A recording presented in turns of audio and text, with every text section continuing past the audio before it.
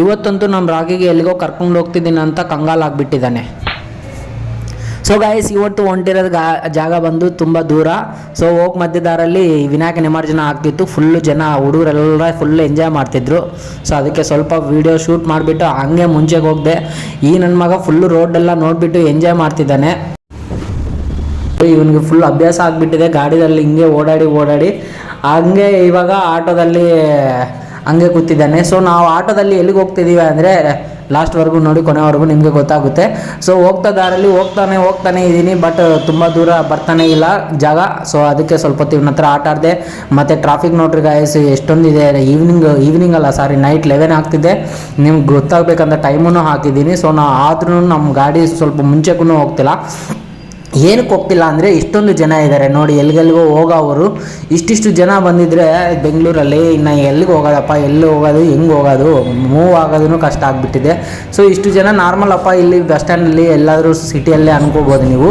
So ಇಲ್ಲಿ ನೋಡಿದರೆ ಗೊತ್ತಾಗುತ್ತೆ. ಲಾಸ್ಟ್ವರೆಗೂ ವೀಕ್ ಡೇಸ್ ಇದು, ವೀಕೆಂಡೂ ಅಲ್ಲ.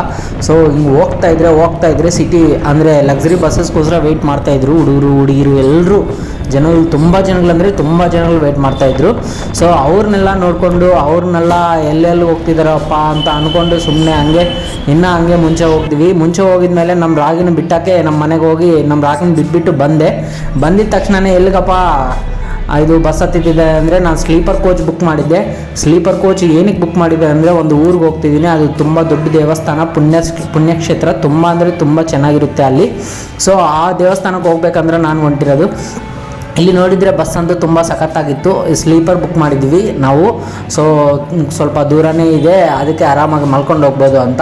ಸೊ ಹೋಗ್ತಾ ಇದ್ದರೆ ನಾನು ಮಲ್ಕೊಂಡು ಆರಾಮಾಗಿ ನಿಮಗೆ ಈ ವಿಡಿಯೋ ಶೂಟ್ ಮಾಡಿ ತೋರಿಸ್ತಿದ್ದೀನಿ. ನೋಡಿರಿ ಎಷ್ಟು ಟ್ರಾಫಿಕ್ ಅಂದರೆ ಅಷ್ಟು ಟ್ರಾಫಿಕ್ ಇದೆ. ನೈಟ್ ಆಗಿದ್ರೂ ಅಷ್ಟೇ, ಬೆಳಗ್ಗೆ ಆಗಿದ್ರೂ ಅಷ್ಟೇ, ಸಿಟಿದಲ್ಲಿ ಟ್ರಾಫಿಕ್ಗೆ ಕಂಬ್ರ ಆಗಿಬಿಡುತ್ತೆ.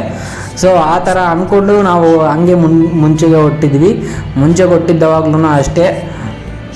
ಸೊ ಬಸ್ಸು ನಿಧಾನಾಗಿ ಓಡಬೇಕಾ ಬೇಡವಾ ಅಂತ ಓಡ್ತಿದ್ದು. ಏನಪ್ಪ ಅಂತ ಕೆಳಗಡೆ ನೋಡಿದರೆ ಇದೇ ಕತೆ ಆಗಿಬಿಟ್ಟೆ. ಇವರೆಲ್ಲ ಏನಕ್ಕೆ ನಮಗೆ ಅಂದ್ಕೊಂಡು ಸುಮ್ಮನೆ ಕಾಲು ಆರಾಮಾಗಿ ಜಾಚ್ಕೊಂಡು ಮಲ್ಕೊಂಡ್ಬಿಟ್ಟಿದ ತಕ್ಷಣವೇ ಒಂದು 4 hours ಆದಮೇಲೆ ಇವ್ರು ಅಂದರು, ಬಂದಿದೆ ನಿಮ್ಮೂರು ಬಂದಿದೆ ಅಂದರು. ಸೊ ಎಲ್ಲಿಗೆ ಬಂದಿದ್ದೀನಪ್ಪ ಅಂದರೆ, ಸೊ ನಿಮಗೆ ಈ ಕ್ಷೇತ್ರ ನೋಡ್ತಾ ಇದ್ರೇ ಗೊತ್ತಾಗಬೇಕು.